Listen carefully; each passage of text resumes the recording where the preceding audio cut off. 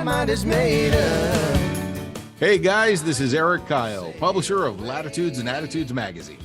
And I'm David Levesque, editor of Latitudes and Attitudes, and welcome to Three Sheets, our podcast where we chill and chat with individuals making a difference in the cruising lifestyle. Each episode, we'll dive into all things cruising related and bring you some of the most influential characters out there. So sit back, grab your favorite bottle, light them if you got them, and enjoy the adventure. Hey guys, Eric Kyle here, publisher of Latitudes and Attitudes magazine. I'd like to welcome you to the next broadcast of Three Sheets podcast. I'm joined today with David Levesque. David, how are you, brother? I'm good, my friend. I am good and very stoked to be back on this podcast with you on this beautiful morning. Looking forward to it. It's been a little while since we put one of these out, but we got a special guest today. Why don't you introduce the gentleman up there in the upper left-hand corner? Well, he's in my bottom corner. I don't know what screen you're looking at, but he's right below me. But I'm recording on this computer. Ah, okay. His name is Chase Lemacks, right? I say that right? Yeah, you got it right. What's going on, guys? Yay, see, get it right the first time. So we've been chasing Chase down for a while. My dad joke game is pretty A+, let me tell you. We've been chasing Chase down for a while. We had the pleasure of meeting Chase a few years ago in Miami at the boat show, hanging out with some other friends of ours. And then we ran into him a couple years ago at the Annapolis show. Had a great conversation. He gave me a sticker, which I still have on my computer, which I love. And the name of his boat is Chasing Grace, right? Yeah, well, the boat is Grace. My YouTube channel was Chasing Grace. Yeah, I actually, and the irony of Grace is now I found myself in a serious relationship. And this girl, her sister, is actually named Grace. I have tattoos all over my body with the name Grace. You can see one on my leg here. And so now that's my girlfriend's sister is named Grace, and I'm that's slightly regretting awkward. The boat name and regretting. You are so screwed, my man. Yeah, they all make fun of me quite a lot, but yeah, the boat is named Grace, and I love her to death. Yeah. Let's just go ahead and start the podcast by getting the awkward stuff out of the way. Yeah, I got no shame. You're never going to get awesome. Thanks for having me, guys. Seriously, I'm excited to be here. I'm really, really, really, really happy that you've had me. Lots to talk about. Yeah, like we've been trying to get you on here for a little bit. It's been hit or miss. So you're like a moving target, dude. I mean, for real. It's like you're all over the place. And last time we talked, you were digging ditches. So yeah, we're glad you came out of the ditch and joined us on the podcast. Yeah. I appreciate it. Well, I think when we first started trying to do this podcast, I was hightailing it back home. I just sailed the boat all the way back from Grenada to Charleston, South Carolina, and it was like any time that I had any kind of weather window, I was sailing offshore. And then in between the good weather windows, I was repairing the boat. So there was a while I was trying to make it work, but I was without internet or deep in a bilge. And then as soon as I got home, I was out of money from 2 seasons in the Caribbean, and I had to go straight to work, digging ditches and driving Uber and all those things. So it's nice. I got this one weekend in Nashville where I'm kind of laid back. It's finally worked out. Perfect. Just so that everybody knows, Three Sheets, we're a podcast here where we connect with content creators, influencers, and people who are making a difference out there in the cruising lifestyle. Chase, you've been around boats for a long, long time. We want to get to know you better. We want to get to know what you're doing. Our listeners are certainly going to want to know what's on the next page for you as well, my friend. So maybe just give us a quick overview of what your sailing experience is, your cruising lifestyle experience is, and we'll dig in a little bit deeper from there. Yeah, well, I got into the boating world, if you will, through super yachting. When I got out of college, I got a job on an 80-meter charter yacht being built in Germany, and spent 2 years with them. We had guests like the Kardashians, Denzel Washington, Bill Gates, Elon Musk, the richest of the rich. And I was cleaning bird poop off of their deck for them. But got to travel the world, did a couple seasons in the Med and season in the Caribbean. Soon transferred over into sailing yachts. You might have seen me on Below Deck Sailing Yacht in season 4 and 5. So did the kind of reality TV version of super yachting, which was a little bit different and interesting. And that made me fall in love with sailing. So the bug that I had gotten from watching all of these YouTube channels and content creators who are in the cruising world.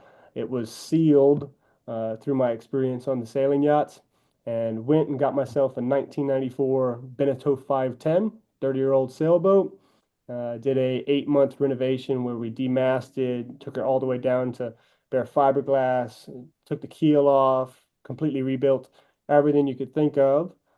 Sailed down to Grenada, mostly solo, but with some visitors, friends, and crews rotating, and then just brought her all the way back to Charleston from Grenada. So I've got about 6,000 miles sailing under my belt. Hmm. Had a blast, had a terrible learning curve. I had no idea what I was doing. I think I had 2 hours sailing training before I set off, made a lot of mistakes. And now I'm selling the boat, looking on to the next thing, probably going to downsize, might try my hand as a broker. And I've got some really cool plans next year to travel the Med and cross the Pacific on some friends' boats, which I'm very excited for. To not be floating the bill, but to just be kind of helping out and experiencing it myself. What So an did you awesome boat. learn? I'm sorry, let me jump in here. Did you learn sailing? I guess when you were on below deck sailing, you really didn't learn sailing. Is kind of what you're saying. No, no, no. You really don't learn how to sail. It's 54-meter per inch navi, and it really sails itself with toggle switches. And the most that I'm doing is docking. I'm assisting with anchoring, but a lot of it, what you're learning is just how to clean and how to Yeah. take care of guests. That's my job. There's a lot of maintenance. My experience from the yachting industry that poured over into cruising was maintenance, cleaning, anchoring, docking. But sailing, I had nothing. I had no idea what I was doing when I got my boat. Sounds like the four food groups right there for Yeah. cruising, doesn't it? Yeah. That's the important stuff. Well, the Well, then overview that the you other just thing is I made a lot of friends. The cruising industry and the yachting industry are closely tied. And so when it came time for me to start traveling and going to the Caribbean, I just knew so many people from the yachting industry who are out there and working. And it seems like every island I went to, I had a resource. So it really paid off for me, and I'd recommend it to anyone else who's got the cruising dream. Is yachting's a really good way to save up the money and see all the places you're going to go, learn a little bit, and meet friends. What's the attraction, Chase? Why do you want to go cruising? Why do you want to be out there in the Caribbean, the Mediterranean? I mean, it sounds like the thing that dreams are made of, but what the hell are you doing, my man? I mean, shouldn't you be out there starting a corporate ladder career kind of thing, feeding babies right now and deciding between a Labradoodle or a Schnitzel? Yeah, well, I mean, both sound great. I think that there's a world where you can do both. I'm trying to find that and make that happen. But I had done the corporate thing for a while. So COVID shut down yachting, and I had come back home. I was working 100-hour weeks every week for a year and a half. I had 3 Airbnbs I was running. I was in real estate business, and just like not sleeping and working, working, working, all considered, all focused on money and doing the latter and everything that you speak of. And I had what I call a quarter life crisis. You've heard of a midlife crisis. A guy freaks out, he's getting old, and he goes and buys a Harley. I had a quarter life crisis, and I went and got a sailboat. I guess the appeal is, adventure. The same thing that's been calling guys and girls for the longest time. Hundreds and thousands of years, I guess. It's just what's out there, what's the unknown. I need to go tackle something. I need to create a goal for myself to go explore and see what's on the other side. And there's got to be more to life than, this town that I'm in. And it's the draw for everyone. I Amen just to want to that. challenge. So Eric's midlife crisis was a lake house and a center console. Mine was buying a lawn tractor. But I digress. Let's go back to the boat. So Grace is the name of the boat, right? Yes, yes. How'd you come up with that name? Grace. His wife's Well, Grace sister. has got some really, really cool meanings to me. I'm trying and trying every day to be a good Christian. And I grew up in the church. The God's grace is forgiveness and courteous goodwill. So there's a lot of meaning there for me, but it's also refinement and movement. If once you practice something enough, you get better at sailing, you get better at all the things that you're doing. you're graceful, and then also grace to me means to have a meaningful contribution, to grace the industry that you're in, or grace the place you're in, to bring something and add value to it. I just thought I couldn't think of any other name. In the super yachting industry, all the boats have names like Symphony and Excellence and these one word kind of beautiful names. And then I guess I gravitated more to that than what you would see in the fishing industry, like Salty Girl and all that stuff. So it definitely played some influence. I like Aquaholic. Yeah, Aquaholic's good. I I like it. mean, it's popular. Yeah. Why not? No, I People think know to bring liquor when they come. Grace is a beautiful name, brother. I think your soon to be wife, is it? Her sister? Is gonna agree. Oh No, so man. I'm curious about really is that, we talk a lot on this podcast about, okay, hey, here's the deal, man. We want to try to inspire the inspired to go cruising. We want you guys to just cast off the lines and go. You're in college and you decide to go into the mega yacht industry. Did you work with Lorson or one of those big companies like that? Yeah, Abikin and Rasmussen was the builder for the first boat Rasmussen. I got on. Okay, okay. So, what was the attraction there? Did you feel a calling? Was it just something that, because when you mentioned adventure earlier, I remember as a kid, I always wanted to go on an adventure. Just get me, sun's up, I'm out the door, and I'm not coming back till sunset, and I'm just going to find out what's going to happen during that day. And I can see going to sea is the same kind of adventure and that kind of calling to be able to do that. So, tell us a little bit about what sparked that in you to want to go do that. And then I'd love to hear about what some of your best adventures have been while you've been out cruising, Chase.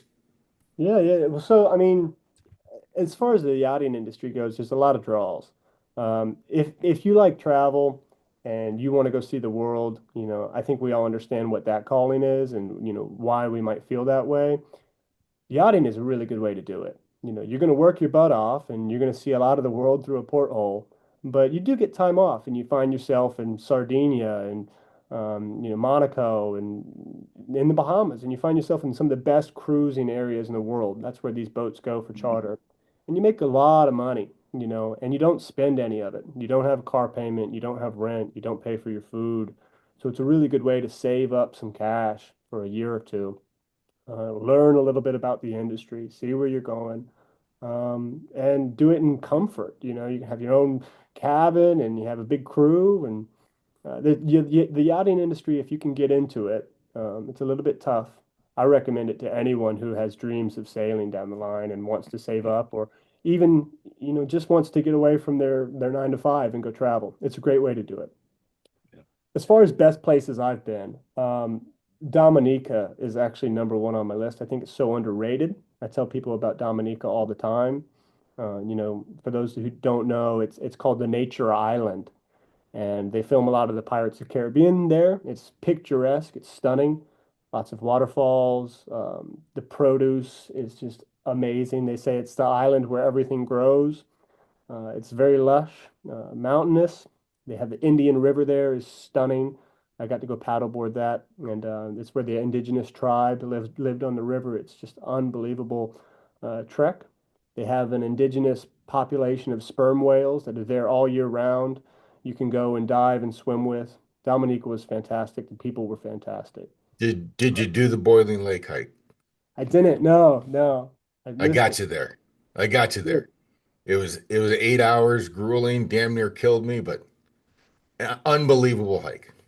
Yeah, that sounds fantastic. I think Dominica, it seems to me like it's underrated. I think for a long time they had an airport on the wrong side of the island, and it's not as flashy with resorts and whatnot. So a lot of people don't know about it or maybe miss it when they're sailing down.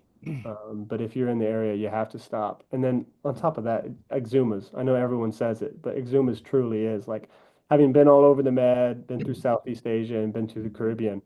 The Exumas is the best thing I've seen. It's heaven on earth.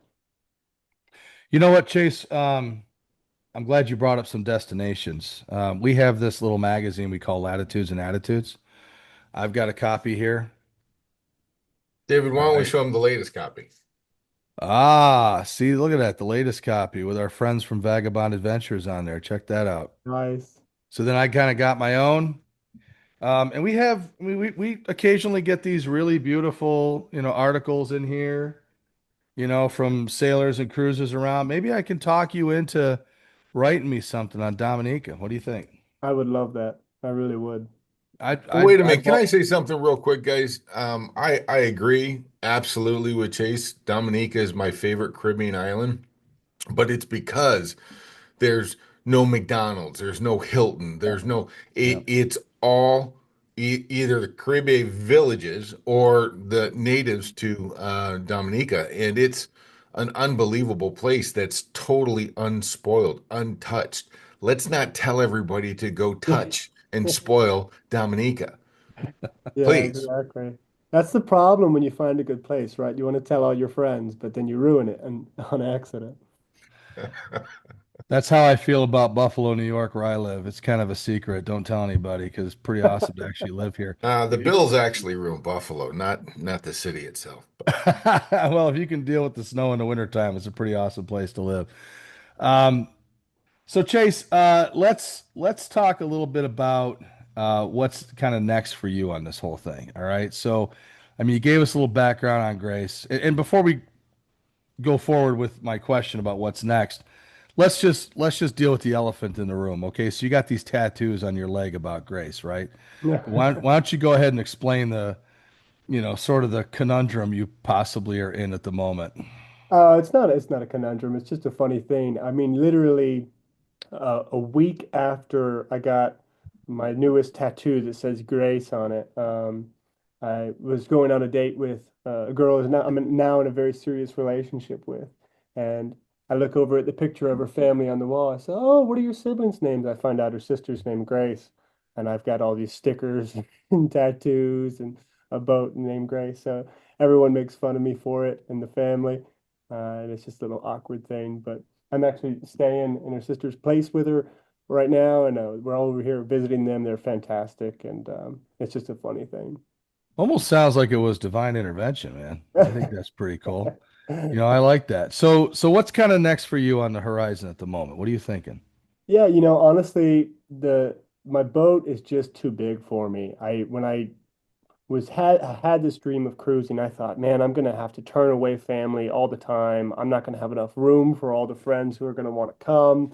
So I ended up with a 51-foot boat. That and I was looking at I was naive and I looked at what do you need to cross an ocean and what kind of length at the waterline do you need, and everything was pushing me towards a big boat. So mine was originally 5 cabins, 4 cabins with the crew cabin in the bow, and it's massive. I'm a pretty tall guy, so I needed a bigger boat for that. But anyways, I ended up spending the large majority of my time cruising alone with multiple cabins empty. And I would try to connect with people, say, hey, can you come out? Like, please come out for free. I'll host you. And people have lives, people have babies and jobs, and you don't get as many visits as you want. And that seems to be what I hear from all of my friends who are cruising is, we just don't get as many visits as we want. So I think that the next move for me, because a 51-foot boat is quite a lot to handle by yourself when things go wrong, I think the next move for me is something in the 35, 40-foot range. But I think I'm going to take a couple of years off and just go visit some friends. I've got a friend who's on a Super Marimu and a Mel who's going to go across the Pacific in spring. I'll be going with him, studying for my Yachtmaster Ocean license. I'm trying to get some delivery work and trying to maybe see what it's like in the broker life. I really want. I've missed the land life and the conveniences of land life that you guys have been talking about, while I was gone. So I'm trying to find this balance where I can be here and go to the gym and have, affordable groceries and be around family, not miss weddings and births and all those things, but also get out on the water. So I'm hoping delivery work is it for me, and I'm hoping being that guy who can drop everything and go visit my friends on their boats will be it for me. Find a balance. There is a balance there somewhere. I certainly hope that you find it, Chase, because when you get called to the sea like that and you really spend a significant amount of time, 6,000 miles out on the sea, that's significant. It kind of fills up the reserves. But how long will it last for you that you're going to be on the land before you get called back Yeah. to go spend some time. And I love what you were talking about, smaller boat. We did a podcast with Lynn Party, who's kind of a historical figure in the sailing community, and she was always a real big believer and preaches, go smaller in your vessels. And we know a couple different people that are out there on 47, 48, 50, 51 or larger boats that are trying to single handle them, and it is a lot of work. Yeah. I think I'm a firm believer of that. More is not necessarily better, and that's size and that's time. I think that for any of the people who maybe aren't haven't had a boat yet or haven't gone cruising, and maybe this is a dream, and you're watching everyone who's the influencers, and like, let's look at YouTube. There's a lot of sailing YouTubers, right? And we are kind of incentivized to have a bigger, newer, flashier boat, that pulls eyes on a thumbnail. And um, it, so I think a lot of what you see is these big, massive boats. But really, truly, I think a 35 footer, a 40 footer, you can do so much with. And the enjoyment that you get for the extra size and extra money you spend is so minimal. There's the law of diminishing returns. The more money you spend on your boat and the newer your boat is and the bigger your boat is, you don't actually get the same amount of increased enjoyment from it. It tapers off. No matter what boat you're on, you're still in this beautiful bay, you're still on the island, you're still meeting the same people, you're still eating the same food. You have a little bit less creature comforts, but it really doesn't make that big of a difference when it's stormy or when it's too hot or when things are going wrong. It's all really the same. So go small and go now is it. And also for anyone who's thinking about, like, let's say you're on the East Coast, let's say you're out in Florida, really going to the Exumas for the winter and exploring the Bahamas, maybe the Dominican Republic, and coming back and having your land life, keeping your job, if that is a really good first step, or it's a really good end goal, even, cruising all the way through the Caribbean, going down to Grenada, doesn't necessarily mean that it's going to be more enjoyment. At some point, these things become normal to you and they lose their luster. So I think chartering or taking short trips might actually be the way to go to stay in love with it, at least for me.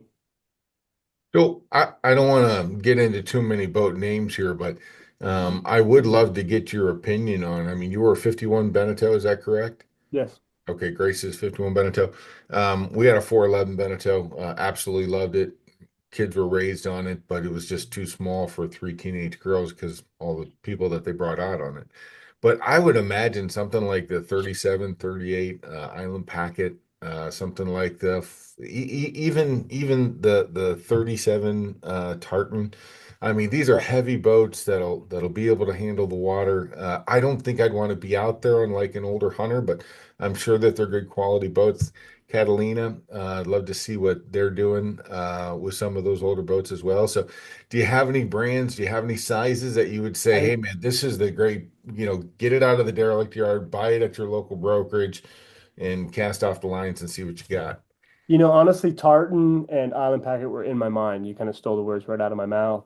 But really, at the end of the day, I think that, it, the most important thing is your budget, right? You have to be realistic with what your budget is, and you have to leave some room for yourself to cruise.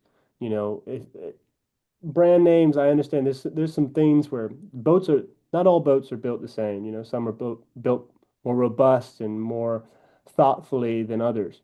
But at the end of the day, you just have to find what's the deal for you and figure out what's important to you.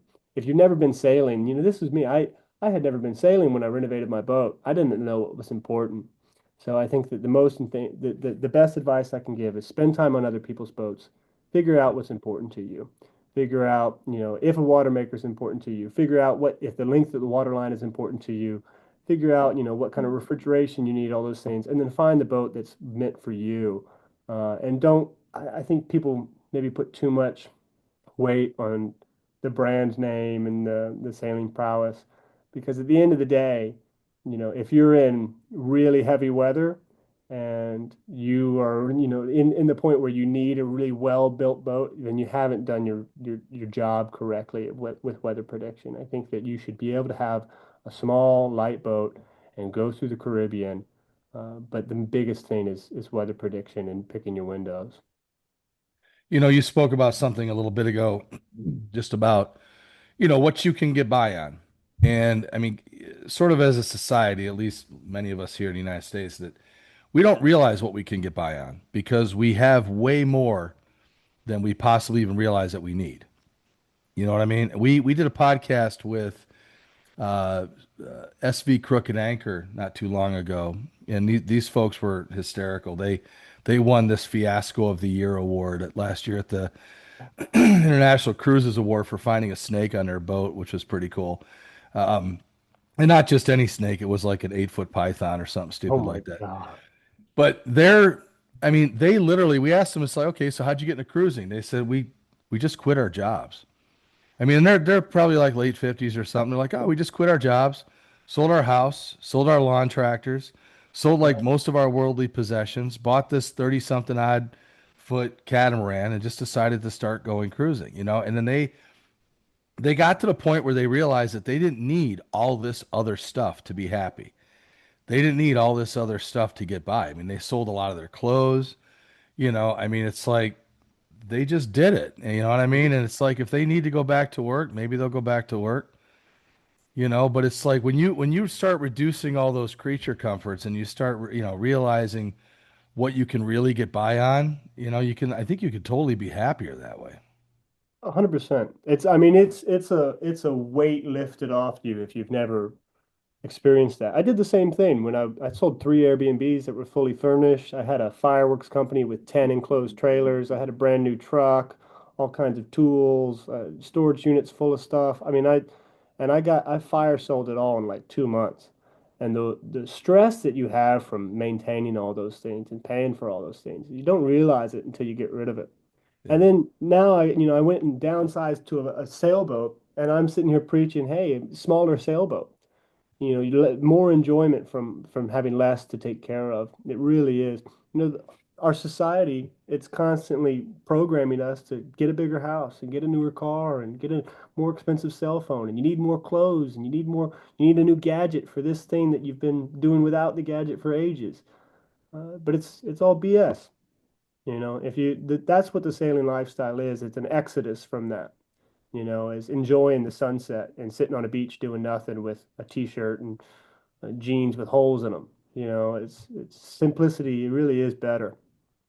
I think everybody finds their happiness when they're part of the whole, Yeah, and then I'll try to find the individual distinction of what we have to make us who we are. Because ultimately, we're all just part of one big whole. Mm.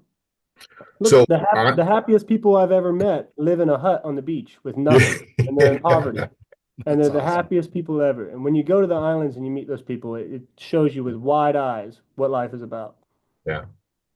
Well, and a lot of our readers and listeners, a lot of the readers, latitudes and attitudes and listeners to this podcast have either a cruising lifestyle that they're currently enjoying or they're aspiring to be cruisers. So we all kind of have the target in mind and living this way, and we're all privy to what you just said. We know what happiness is for us and how we can achieve that. And cruising is most certainly a part of it. I'm excited that my wife and I are aspiring cruisers ourselves. There are a couple different companies that are out there that actually help you with knowing the entire process you have to go through, from having absolutely no experience, no nothing, just wanting to go on a sailboat or wanting to go cruising. They'll take you all the way through everything you need to know until you actually get on a boat, untie the lines, and go. Mm. So there's lots of different processes and paths that we can go along in order to achieve this, and we're kind of just starting that adventure ourselves right now. And one of the things we're mostly proud of with this magazine too is, just the overall sense of community that exists with the cruisers. I mean, we talk about this all the time, but it never gets old for me. It's like, I mean, just so many great people I meet. It doesn't matter what background they come from, socioeconomic, whatever, race, creed, anything. It's like they're always willing to jump in a dinghy and go help somebody at the last second if they're having trouble anchoring somewhere. And they're not going to sit there and say, "Hey, what's your political affiliation?" before I come Yeah. help you. They're not, they don't care because it's a community, right? And we find that more in this group of people than we do almost anywhere else, you know. So yeah, no, it's awfully inspiring. And you know what we try to do with this magazine is connect with people like yourself, right? So not just on the pages of the magazine, but also in the podcast. We have a lot of people that read our magazine that haven't untied the dock lines yet, that haven't bought that boat and said, you know, screw it, I'm gonna sell this, sell that, and I'm just gonna go. So by telling stories like we do on the pages or in the podcast or on social media, sharing stuff from folks like yourself that have actually done this. And it's not all glitz and glamour. It's not all sunsets and dolphins bobbing alongside you as you're going. I mean, you could find yourself in some real trouble. You know, you can end up in, you know, struggling, not just financially, but also trying to keep your boat upright. You know what I mean? If you're, you know, all of a sudden, you know, something pops up on when you're out in the middle of the ocean someplace. So, you know, we love to tell it all. We love to tell it all. And we really appreciate you being willing to share that stuff with us too. Yeah. I mean, look, I went kind of like the people that you just mentioned. I had no idea what I was doing and just kind of fire sold everything and jumped on a boat and figured it out. And I think there's something to be said about that, just going and not overthinking, but I don't recommend it. It was a really tough learning curve for me. I rode out a couple hurricanes. I damaged the boat a few times. I had more than a few close calls where I was praying, God, please don't let me die. And I got really lucky. What I would recommend to some people, this past fall I did my RYA. The If you don't know, it's the instead of the Coast Guard regulations, it's the Royal Yachting Association with the UK. I did my Yachtmaster offshore, and it was the most fantastic learning experience I've ever had. You know, any schooling I've had in my life, you know, a lot of times you walk away from these training exercises you do, and you go, "Oh, why did I have to do that?" I walked away from this thinking, wow, that is really going to set me up for the rest of my life. It was so hands-on and helpful. I did it in Plymouth with a school called Sea Regs, but they have schools in the Caribbean. They have them on the East Coast. They have them everywhere. And they can do a fast track to your offshore where you actually go out with them and do some offshore sailing. You do all the modules in between basic to offshore. And if you have that training with you, you're going to really be okay. Um, I wish that I had done it sooner. My confidence level after going through the training has just tripled. I'm in a marina with tide and wind howling, and I'm not even nervous a bit. Whereas before, I wouldn't get within 10 miles of the marina. You're So, going back out in a couple of years, right? I mean, this is not the end of your cruising life just because you're landlocked right now. Well, how does your new serious relationship, who may end up becoming Mrs. Um, uh, Lemacks, how does she feel about, hey, I can tell from the look on your face already, Chase, we might be going down a road we don't need to go on, but you no, no, no, no, no, no. how It's is she great. going to feel about it? She's fantastic, and she supports my dreams just like I support hers. She's pursuing a career in therapy, so she's getting her master's in clinical health. So there's some options for remote work, but she's really pursuing a land life. Keep in mind, I've just come home because I really was missing the land life. But she had the opportunity to come visit me for 2 weeks in the U.S. Virgin Islands and the BVI's, and we had just a fantastic time. She loves the boat, and so I think that this balance that I'm talking about going out family vacations to the Bahamas and sailing up and down the East Coast. That might be it for me, or maybe chartering in the Med. I don't know. But the big thing for me, I think, is going to be this delivery work. I get the opportunity to take a catamaran from Florida all the way down to Grenada, make a little bit of money while doing it, and still see the rocket launches and still see the bioluminescence and the storms offshore and all the things that I've fallen in love with. And maybe by the time I'm done with that 3 weeks trip or month-long trip, then I'll be missing home again and hopefully keep everything fresh. I'm trying to find that balance. We'll see.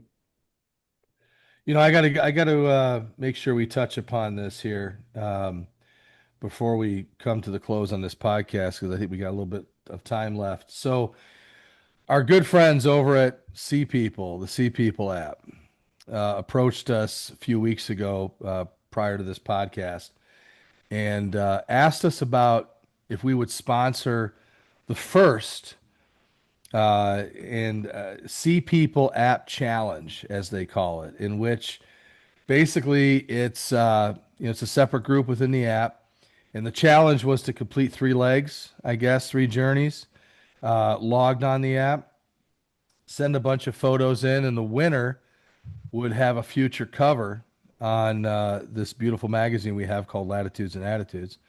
And yeah, there you go. And that is not the cover, by the way. So we will be Well, it is the posting. cover of the current issue, David. Well, it is, but we're going to Thank you. post the winning cover here. We'll actually insert it into this podcast. But so, as luck would have it, like we seriously did not plan it. I've been, trying to get you on this podcast for a while. As luck would have it, you happen to be on this cover that wins this stinking challenge, right? So, would you tell me a little bit about how you ended up on this? And you had no idea you were part of this whole thing, right? It was a great story, man. Honestly, I feel guilty. I'm the social media guy. I'm all over Instagram and TikTok and YouTube for my living for the last few years, but I just really didn't get involved enough and see people, and I was missing it. And then here I am on the other end complaining, oh man, I'm lonely on the boat. I've got this big boat and I can't fill it with people. Everyone's too busy to come out. Lo and behold, I got involved with the Odyssey Sailing Festival in BVI's, was working charters there. And the week after that, a lot of the people who were working the charters said, oh, we all want to go to this Chasing Bubbles regatta that I had heard so much about. We go to the Chasing Bubbles regatta, and in between those two events, I just kind of over beers was talking to everyone. Oh, yeah, right after this, I'm sailing all the way up to Charleston alone and I assembled a crew. So a bunch of people put their hand up, say, "Hey, I want to go. I'll come, and I got no work, and I can drop my responsibilities, and I can join." We ended up with on the cover is Silvia Latini, an Italian woman, chef that was working the charters with us. She was cooking all of our meals for us every day. Thomas Montague is an engineer and a tech specialist. He's crossed the Pacific and has lots of sailing under his belt. We just had a great, great group. Everyone knew how to sail. Everyone wanted to go. The camaraderie was amazing, and it was a blessing for me. They helped me bring the boat all the way back up to Charleston. That photo is actually at Chat and Chill in the Exumas in Georgetown, and we just had a big old pig roast one day for one of their birthdays, and it was fantastic. So, who are the 4 people on the cover then? So, there's you, there's Sylvia, you said Thomas, Thomas and Matt. Matt. Okay. What does Matt do? Is he just Matt, or is Matt like a specialist? No, no, no, sailor and traveler. Cross the like he does I think he's done the Northern Passage. Oh, wow. Yeah, he's Canadian guy, done a lot of great sailing. Fantastic. I think Sylvia named him the Joker. He's a very funny guy, but was always helping out uh, and he helped us with our windlass and helped us with a lot of the electronics. We had so many things break on the way because we were just going as fast as possible. And we just had a blast. It was the best trip I've ever had on the water, because of the people that were there, and they came to me through these see people events and through the app. So I'm kind of kicking myself for not getting connected through it a little bit sooner. But there's people out there who have no responsibilities, lots of sailing experience, a great attitude, and they want to join. And I met him in person, but I could have easily met him on the app because Isn't that's that the where beauty of the community, though? Isn't that the beauty yeah, of the community? yeah, I mean, people you may have never met suddenly, and you're like, "Hey, I'm gonna go cruising to Charleston. I'm by myself. I need help." And it's like, "Hey, I'll do it. Let's go." And then you make some lifelong friends along the way, right? yes, Chase, yes. I'm curious to get your opinion and your take on recent events that have happened in the sailing world that has drawn a tremendous amount of attention to people who just quit their jobs, get on a boat, and go. And I'm talking about SV Phoenix and his desire to sail either around the world or at least to Hawaii and bought that derelict boat, did some work on it, threw his cat on there, and took off for Hawaii. He basically created content daily, uploaded it, the beauty of Starlink, and got out there and was, I mean, this guy is unbelievably popular right now worldwide Yeah. Got a tremendous amount of media attention. And the people who have been doing this for years and years and years and years and years, I mean, this has been done thousands of times, but this guy does it, and all of a sudden he blows up in popularity. What do you attribute that to? Why is it that that's so crazy popular, and guys like you and hundreds or thousands of others didn't get that kind of coverage? What do Well, you think happened? I think that my most popular series on Instagram was a daily series, and it was day one of renovating my sailboat, day two of renovating my sailboat, and just kind of this narration, right? But I think what this guy has is he's very approachable, he's very relatable, and he's almost sort of like, in a very good way, socially awkward in the way that he's speaking about himself and what's going on. Like he's blown away by the fact that there's people watching or that people care. And so you kind of want to root for a hero like that. He's this underdog who, like, admittedly doesn't know what he's doing and is just trying to make it happen. He's got this great story. I think he had some health issues that, motivated him to go do this. He's so the big thing is consistency if you're doing it every day, and relatability. He's not trying to be someone he's not. He's not trying to like play this character of a seasoned captain who knows everything. He doesn't know what he's doing, and he's surprised and appreciative of everything. And I'm rooting for him for those reasons. I can't speak for everyone else, but he makes me laugh with his delivery. He's just a normal guy and kind of like it seemed like when he started, he didn't know what he was doing with social media. Either he's really, really smart and he's pretending like he has no idea what he's doing on social media, or he really has no idea what he's doing on social media and it's authentic. And either way, it's working. I could tell you this. Okay, so this with this magazine, we report everything. We try to be as real as we possibly can. So it's like there's nothing, we don't put anything fake. I mean, the pages just pour out real human beings doing real things, whether it be success stories, whether it be crash and burn. Okay, that's what we talk about. There has been some fans of this magazine, some followers of this magazine, longtime subscribers, going way back to the early days. I mean, this magazine's 28 years old now, that have sort of scoffed at the YouTube, a lot of YouTube channels that come out there. It's like, oh man, these people are just, glitzing it up for the camera. It's really not about that. Or, you know what I mean? They're not real sailors. They don't really know what they're doing. But the reality is, I mean, there are a few of that. Maybe there might be a few channels like that. But there's so much reality that happens when you're a cruiser, whether you're catching it on video or not. There's so much reality. And I mean, that's what I like about, guys like you that we're talking about. I mean, you're telling us the real stories about how, I struggled with this. I struggle with that.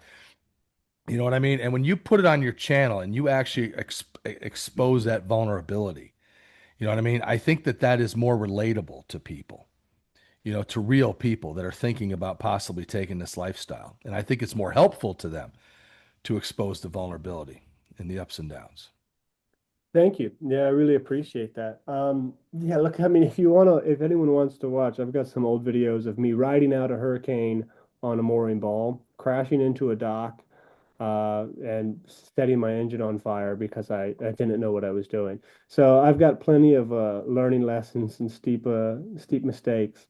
But they're just real. It's just what happens, I think especially on your first season, from what I can tell, is exponentially more difficult than the others. It really gets easier.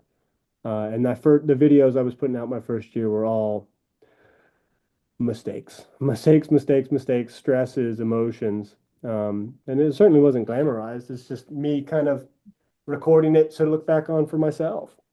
Um, but I think that there's a lot of really good people out there doing it. I think that the thing that I'm binging right now is Spirit Animal. Have you guys been watching Spirit Animal's Oh latest yeah, video? we're good friends with Spirit Animal. They're Yeah, good Raph people. and Sasha are my favorites, and they've got this hurricane damaged catamaran that they've just flipped and recovered. Eric's going to show you something. Look at that. Yeah, yeah. That's the latest issue to come out.